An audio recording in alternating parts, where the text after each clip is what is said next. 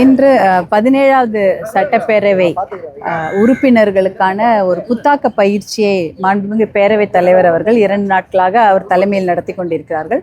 மாண்புமிகு முன்னவர் அவர்களும் செக்ரட்டேரியட் சட்டப்பேரவையில் இருக்கக்கூடிய அனைத்து நிலை நிர்வாகிகளும் இந்த புத்தாக்க பயிற்சி ஒர்க் ஷாப் மாதிரி இது வந்து எப்பயுமே நடக்கிறது தான். ஒரு சட்டப்பேரவை தொடங்கும் பொழுதும் ஒரு 2 நாள் ஒர்க் ஷாப் போல் ட்ரைனிங் செஷன் போல் எல்லா சட்டப்பேரவை உறுப்பினர்களுக்கும் நடத்துவாங்க.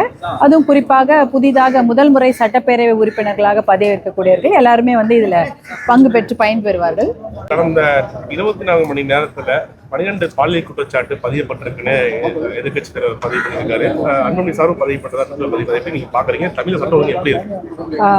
கண்டிப்பாக பாலியல் குற்றச்சாட்டுகளுக்கு உடனடியாக ஒரு தண்டனை கிடைக்க வேண்டும். அதை தவிர வேற எந்த தீர்வுமே கிடையாது, பயமே கிடையாது. எந்த ஒரு குழந்தை மேலே கை வச்சாலோ இல்லை எந்த ஒரு பெண்கள் மேலேயோ இந்த கூட்டு பாலியல் வன்கொடுமை எந்த ஒரு வன்கொடுமை நடந்தாலும் அதற்கு உடனடியாக நடவடிக்கை எடுக்கப்பட வேண்டும். ஏன்னா அது ரொம்ப முக்கியம். இதில் இப்போ நம்ம பார்த்துட்ருக்கோம், ரொம்ப சின்ன குழந்தைங்கள்லாம் பாதிக்கப்படுறாங்க. அதுக்கு ஒரு வருஷம் 2 வருஷம்லாம் பொறுமையாக கேஸ் எல்லாம் நடத்திட்டு இருக்க முடியாது.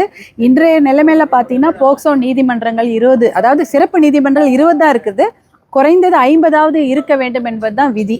50வது சிறப்பு நீதிமன்றங்கள் இருந்தால் தான் இந்த மாதிரி பாலியல் வழக்குகளை உடனடியாக விரைந்து விசாரணைக்கு எடுத்துக்கொள்ள முடியும்.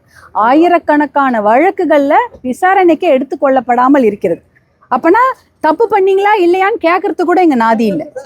அந்த மாதிரி ஒரு விஷயம் நடந்துட்டு இருக்குது. அதனால நீதிமன்றங்கள் அதிகப்படுத்தப்பட வேண்டும். அதே போல 1 மாசத்துல தண்டனை கொடுக்கப்பட வேண்டும். நம்மளை பொறுத்த வரைக்கும் அதான் முக்கியமான ஒரு விஷயம். ஒரே 1 மாசத்துல, ஏன்னா இது விஷயம் தெரிஞ்சு போச்சு, யார் தப்பு பண்ணாங்க, யார் அதில் பாதிக்கப்பட்டாங்கன்னு தெரிஞ்சு போச்சு. இனிமேல் அதை ஒரு 6 மாசம் 1 வருஷம் வழக்கை நீடித்திருக்க கூடாது. அடுத்ததாக இந்த மாதிரி தப்பு பண்றவங்களுக்கு உடனடியாக தண்டனை, மரண தண்டனைன்னு ஒன்று கொடுக்கப்பட வேண்டும் என்பதில் நம்ம பெண்களாகிய நாங்கள்லாம் உறுதியாக இருக்கிறோம். கட்சி கொள்கைகள் என்னவாக வேணாலும் இருக்கட்டும், ஆனால் ஒரு குழந்தைய மேல் கை வைத்து அந்த குழந்தைய வந்து இவ்வளோ பெரிய துன்புறுத்துக்கு உள்ளாக்கிய அத்தனை கைவர்களுக்கு, அந்த ராட்சசர்களுக்கு உடனடியாக இந்த மரண தண்டனை என்பது கண்டிப்பாக வழங்கப்பட வேண்டும். அப்படி இருந்தாதான் பயப்படுவாங்க அடுத்ததான் இன்னொரு குழந்தை மேல கை வைக்க. இந்த மாதிரி குற்ற சம்பவங்கள் நடக்காம இருக்கிறதுக்கோ இல்ல நடந்த பிறகோ டிவிகே அரசு எடுக்கக்கூடிய நடவடிக்கைகள் போதுமான அளவு இருக்கா? கண்டிப்பாக நிறைய நடவடிக்கைகளை எதிர்பார்த்து கொண்டு இருக்கின்றோம். நிறைய பண்ணணும். ஏற்கனவே சிங்கப்பெண் படையெல்லாம் அமைத்திருக்கிறார்கள்.